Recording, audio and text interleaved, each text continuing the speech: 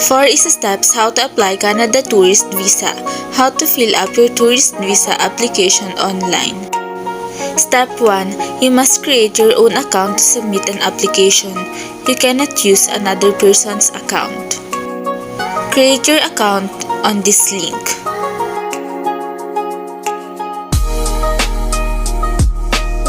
Step 2. Save your application.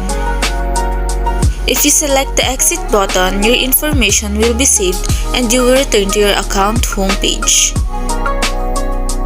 You can continue your application at any time by logging into your account and selecting the e-application link under the In Progress section. Please note that you have 60 days to submit your online application. The number of days remaining to submit your application appears in your account homepage. If your application is not submitted within 60 days, it will automatically be deleted.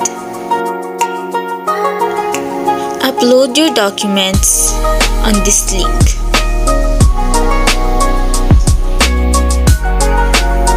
Here are some guidelines for your documents. Your forms and documents must be in an electronic format. You do not need to sign your application form by hand if you submit your application form online. You will be asked to provide a digital signature once you are ready to transmit your documents. One file will be allowed per document type.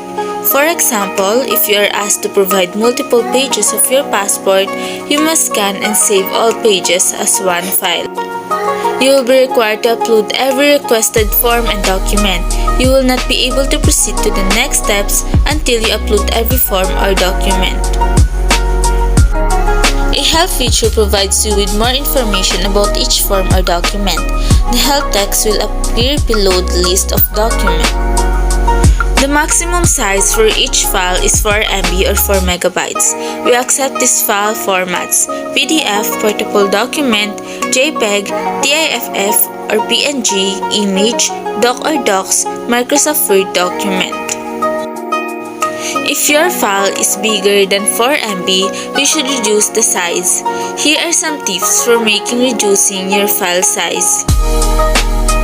PDF format. Recreate the PDF with Adobe Distiller set to lowest file size. Ensure that all images in the PDF are set to 96 dpi, dots per inch. Remove all unnecessary images. JPEG format. Scan your document at a lower dpi, dots per inch. Remove all empty space around the image. Shrink the image. Reduce the JPEG image quality.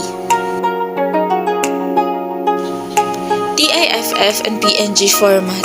Scan your document at a lower dpi, dots per inch.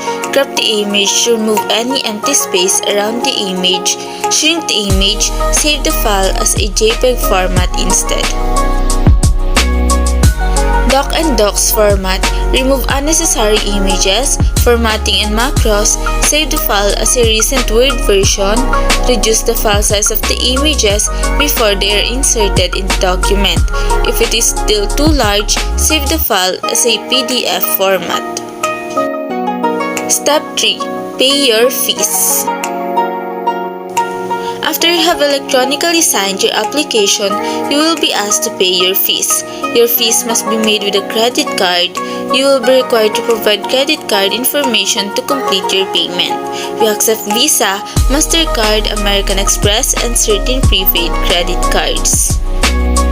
Once you have paid your fee, you will receive a payment confirmation page. When your payment has completed processing, you will receive a message with your confirmation number and the link to your payment receipt. You should print this page for your records.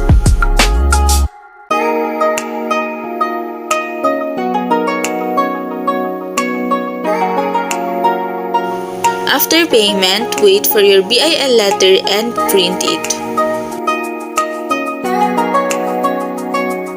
Step 4. Next, create account to VFS account. Then choose your schedule appointment for your biometrics.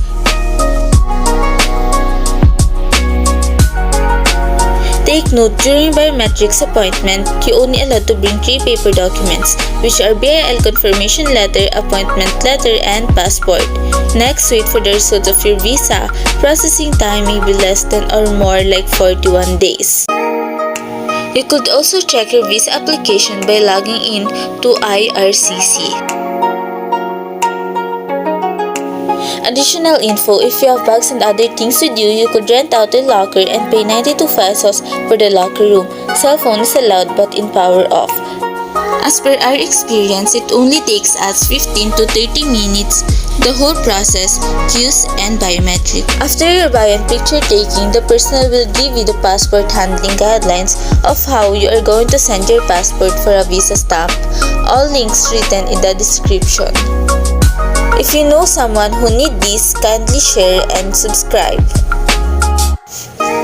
Thank you for watching.